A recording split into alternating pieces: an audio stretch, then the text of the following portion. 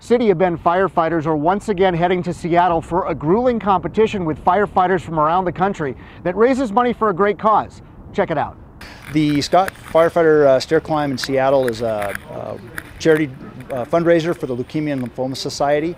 We have about 1,500 competitors from all around the world. From Bend Fire Department, we usually send up about 8 to 12 firefighters. And last year we raised over $14,000 for the Leukemia and Lymphoma Society. Well, the race started as a running race for civilians, and one of the firefighters in Seattle decided to try it with all his firefighting gear. So he went ahead and did that, wearing about 60 pounds of personal protective equipment, and it just caught on, and they decided to make it into a special event for firefighters to see if they could climb to the top with all their protective gear. Firefighters from Bend are extremely enthusiastic about this event. Not only are we trying to raise as much money as we can, but you know, fitness-wise, it's good for us to train. We really get into it. We train months to really bring ourselves up to peak physical condition to do this.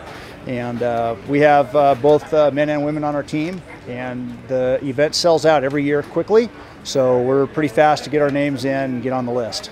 The worst part of the event is probably the first few steps, and you know you've got a long ways to go. The higher you get, the hotter it gets in the stairwell, not only in your side of your own equipment, but the air temperature around you from hundreds of people being in the stairwell together. It's loud. There are bells going off from the air packs. Occasionally there are people throwing up. You have to step over, and it's a little bit of chaos. But you know when you're getting near the top because you can hear the cheering, and it's a good feeling. Well, we have a few charities that we like to support in the fire department. The Leukemia and Lymphoma Society is certainly one of them. You know, blood cancer is a terrible disease, and this is something that we can do.